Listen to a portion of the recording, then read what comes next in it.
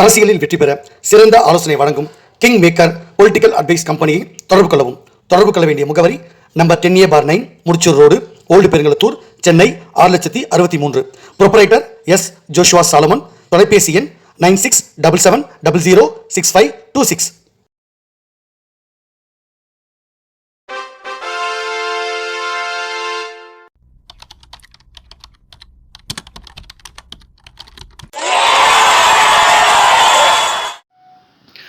உலக தமிழ் ரசிகர்கள் அத்தனை பேருக்கும் என்னுடைய பணிவான வணக்கம். நான் செந்தில்குமார்.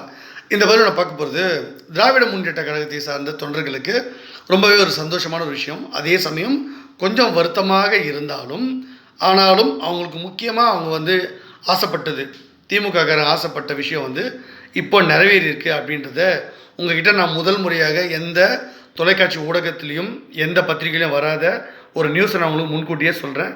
காரணம் என்னென்னா, இந்த விஷயத்தை முன்னெடுத்தது நான் தான். அன்பு சகோதரர் உதயநிதி அவர்களை முதலமைச்சர் ஆக்கிறதுக்காக நான் ஏற்கனவே பரிந்துரை கொடுத்துருந்தேன்.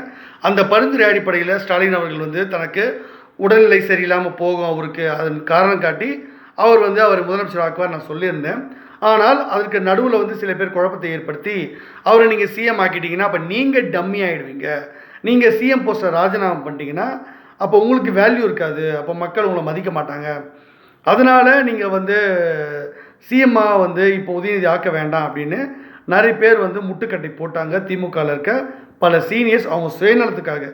எதனால் அப்படி பண்ணுறாங்கன்னா, உதயநிதி அவர்கள் சிஎம்மாக ஸ்டாலின் அவர்கள் உட்கார வச்சுட்டாருன்னு வச்சுக்கோங்க. உடனடியாக உதயநிதி என்ன பண்ணுவார், பொன்முடி போன்றவர்கள், அப்புறம் துரைமுருகன் போன்றவர், இன்னும் இந்த KN நேரு போன்ற சீனியர்களை அவருக்கு பிடிக்காத, ஒத்துழைப்பு தராத சீனியர்களை எல்லாரையும் அந்த அமைச்சர் பதவியிலிருந்து மாற்றிட்டு அவருக்கு வேண்டிய இளைஞர் பட்டாளத்தை, அவருக்கு நெருக்கமானவங்க, அவங்களுக்கு முக்கிய பதவிகளை அமைச்சரவையில் பெரிய மாற்றம் செஞ்சு அவங்கள அமைச்சராக்கிடுவார். இந்த சீனியர் அமைச்சர்களுக்கு வாய்ப்பு கிடைக்காது. இந்த பயத்தில் அவங்க ஸ்டாலின் அவர்கள் காதில் போயிட்டு மந்திரம் ஓதுற மாதிரி ஓதி, இந்த தலையணை மந்திரம்னுவாங்கள்ல அந்த மாதிரி ஒரு மந்திரம் மாதிரி ஏதோ ஓதி அவரை இந்த உதயநிதி அவர்களுக்கு முதலமைச்சராக அவருக்கு பட்டம் சுட்டுறதுக்கு தடையாக இவங்க பண்ணிட்டாங்க. அதையும் ஸ்டாலின் அவர்கள் கேட்டு அவங்க சொல்கிறது நியாயமான வாஸ்தவம் தானே. அப்போ முதலமைச்சராக இவ்வளோ நாள் கழித்து ஸ்டாலின் இப்போ தான் முதலமைச்சராக வந்திருக்காரு. திடீர்னு அவர் ராஜினாமா பண்ணிட்டு நீங்கள் உதயநிதிக்கு கொடுங்கன்னா அவர் ஒத்துப்பாரா? ஒத்துக்க மாட்டார். அப்போ அதுக்கு ஒரு மாற்று வழி சொல்லணும்ல. அதற்காக தான் நான் செந்தில்குமார் நான் என்ன பண்ணேன், இப்போது ஸ்டாலின் அவர்களுக்கும் பிரச்சனை வந்துடக்கூடாது, அதே சமயம் உதயநிதி அவர்களும் சிஎம் ஆகணும். அதற்கான வழிமுறையை இப்போ நான் சொல்லிக் கொடுத்தேன். அந்த சொல்லிக் கொடுத்த அடிப்படையில் இப்போ இந்த வீடியோவை பார்த்துட்டு மரியாதைக்குரிய அன்பு சகோதரர் சபரீசனாக இருக்கட்டும், இல்லை திமுகவுக்கு ஒரு வாரம் வச்சுருப்பீங்கள, நீங்கள் ரெகுலராக என்னோடய வீடியோ பார்ப்பீங்க. செந்தில்குமார் எது சொன்னாலும் அது சன் பிக்சர்ஸோ இல்லை திமுககாரங்களோ யாராவது ஒரு நிர்வாகிகள் முக்கியமான ஆட்கள் பார்த்துட்டு போயிட்டு ஸ்டாலின் அவர்கள்ட்ட சொல்லிவிடுவீங்க. நான் கடிதம் எழுதுறதுக்கு இப்போ எனக்கு டைம் இல்லை, அப்புறம் வேணாலும் நான் கடிதம் எழுதி அனுப்புகிறேன், இல்லை மெயில் பண்ணிடுறேன். அதனால் நீங்கள் என்ன பண்ணுங்கள், உதயநிதி ஸ்டாலின் அவர்கள் 2026 சட்டமன்றத்தில் வெற்றி பெற்று திமுக ஆட்சிக்கு அதற்கு பிறகு அவர் சிஎம் ஆகிறது கஷ்டம். அப்படியே வந்தாலும் ஸ்டாலின் அவர்கள் மறுபடியும் இதே குழப்பம் வரும். அவர் சிஎம் இருக்கணும்னு உதயநிதிக்கு தருவாரா தரமாட்டான்னு பெரிய சிக்கல். அப்போ அடுத்த தடவை ஆட்சிக்கு வர்றது முக்கியம். அப்படி வர முடியலன்னா அந்த வாய்ப்பும் போயிடும். அப்போ இப்போ இருக்கும்பொழுதே உதயநிதி சிஎம் ஆக்கணும். அதே சமயத்தில் ஸ்டாலின் அவர்களையும் சிஎம் பதவியிலேருந்து இறக்கிடக்கூடாது அப்படின்னு ஒரு சிக்கல் இருக்குல்ல. இந்த சிக்கலுக்கு நான் ஒரு தீர்வு தரேன். நிறைய பேர் கேட்பாங்கல்ல, நீங்கள் நிறைய பொலிட்டிக்கல் அட்வைசர்னு சொல்லிக்கிறீங்க, அப்படி என்ன அட்வைஸ் கொடுக்க போகிறீங்கன்னா, ஸ்டாலின் அவர்கள் சிஎம்மாக இருக்கட்டும், ஒன்றும் பிரச்சனை இல்லை.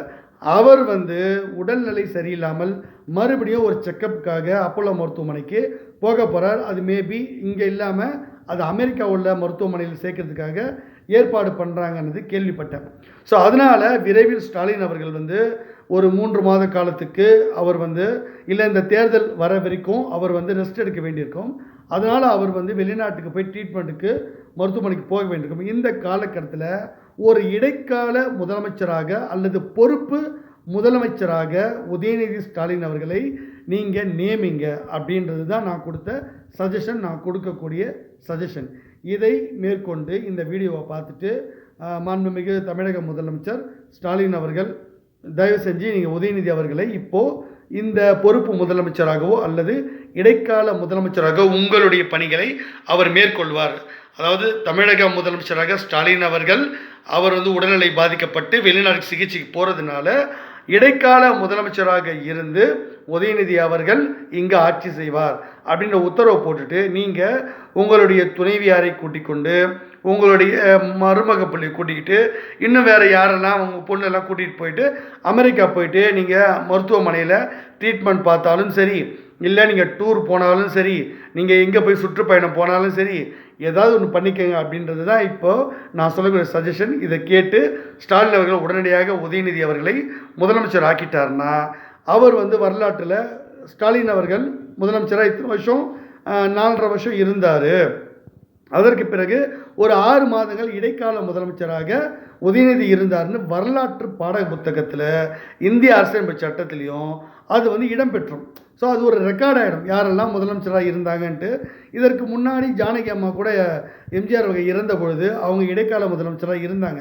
அதுவும் பாட புத்தகத்தில் அது வரலாற்று பதிவாக மாறிடுச்சு. அப்போ சட்டமன்றத்தை பொறுத்த வரைக்கும் ஒரு வரலாற்று பதிவை நீங்கள் ஏற்படுத்தணும்னா உதயநிதி அவர்களும் ஒரு 6 மாதம் சிஎம் இருந்தார் அப்படின்னு கொண்டு வாங்க. எப்படி மரியாதைக்குரிய ஓ பன்னீர்செல்வம் அவர்கள், புரட்சித் தலைவி அம்மா அவர்கள் ஊழல் வழக்கில் தண்டிக்கப்பட்டு சிறைக்கு போகும்பொழுதெல்லாம் இடைக்கால முதலமைச்சராக அவங்களால அமர வைக்கப்பட்டாரோ அதை எப்படி பெருமையாக 3 முறை முதலமைச்சராக இருந்தார் ஓபிஎஸ்ன்னு சொல்கிறாங்க. அவர் மக்களால் தேர்ந்தெடுக்கப்பட்ட முதலமைச்சர் கிடையாது. புரட்சித் தலைவி அம்மா அவர்களுக்கு நெருக்கடி காலங்களில் அவர் இடைக்கால முதலமைச்சராக உட்கார வச்சாங்க.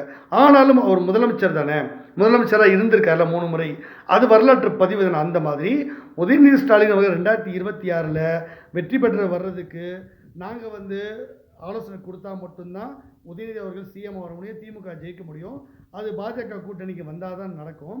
அப்படி இல்லாத பட்சத்தில் 2026 திமுக வெற்றி பெற வாய்ப்பே கிடையாது. அப்போது அந்த நேரத்தில் நீங்கள் சிஎம்மாக உதயநிதியை உட்கார வைக்கவும் முடியாது. ஸ்டாலினும் முதலமைச்சர் வர்றதுக்கு வாய்ப்பு ரொம்பவே கம்மி.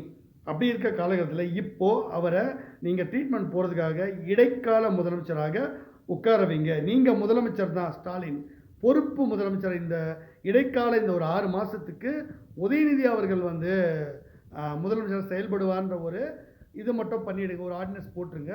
அது சட்டப்படி அனுமதிக்கப்பட்டது தான். உங்கள் கூட இருக்கக்கூடிய வழக்கறிஞர் பிரிவு, அப்புறம் ஆலோசகர்கள், அப்புறம் இந்த தண்ட சம்பளம் ஒன்று வாங்கிட்டு இருக்காரு இந்த இவர் ஒரு அட்வொகேட் ஜெனரல் ஒருத்தர், அவரெல்லாம் நீங்கள் கன்சல்ட் பண்ணிக்கோங்க. செந்தில்குமார் சொல்கிறது கரெக்டு தானே அப்படின்ட்டு. உங்கள் உடம்பு சரியில்லாதுன்னு போகும்போது இடைக்கால முதலமைச்சராக உதயநிதி உட்கார வைக்கிற சட்டத்தில் இடம் இருக்கா அப்படின்னு கேட்கும்போது ஆமாம் இடம் இருக்குன்னு அவங்க சொல்லுவாங்க. அதை மேற்கொண்டு உதயநிதியை சிஎம் ஆக்கிடுங்க. எனக்கு உதயநிதி மேலே தனிப்பட்ட பாசம் எப்பவுமே உண்டு. அதுக்காக தான் நான் உதயநிதியை பல நேரங்களில் நான் பல சமயங்களில் அவருக்கு நான் ஆலோசனைகள் கொடுத்துருக்கேன். ஸோ நான் எல்லாருக்கும் ஆலோசனை கொடுப்பேன். இந்த மாதிரி எங்கள் கட்சியிலேயே நிறைய பேர் பதவி கேட்பாங்க, நிறைய பேருக்கு பதவி வாங்கி கொடுத்துருக்கேன். சில பேர் பதவி நீக்கணும்னா அதுவும் ரெக்கமெண்டேஷன் பண்ணியிருக்கேன். அந்த மாதிரிலாம் நான் நிறைய பண்ணியிருக்கேன். ஸோ அது வெளிச்சமாக நிறைய பேருக்கு நான் தெரியாது, நான் சீக்கிரட்டாக பண்ணுறதுனால. ஸோ அதனால் உதயநிதிக்கு நான் சொல்கிற இந்த பரிந்துரையை கேட்டு மாண்புமிகு தமிழக முதலமைச்சராக ஸ்டாலின் அவர்கள் திமுகவுடைய சொந்தங்களுக்கு அவங்களுக்கு எந்த அளவுக்கு உதயநிதி மேலே விருப்பம் இருக்கோ அந்த அளவுக்கு நீங்கள் இதை செய்யுங்க. திமுகவில் ஒரு எழுச்சி வரும், உதயநிதியும் சிஎம் ஆகிடுவார், நீங்களும் ஒரு ரிலாக்ஸாக இருக்கலாம், ட்ரீட்மெண்ட்டை போய் பார்த்துட்டு வந்துருங்க அப்படின்றது தான் இந்த பதிவோட நோக்கமாக இருக்குது. இந்த பதிவு உங்களுக்கு பிடிச்ச லைக் பண்ணுங்கள், ஷேர் பண்ணுங்கள், சப்ஸ்கிரைப் பண்ணுங்கள். Thank you and Jai Hind.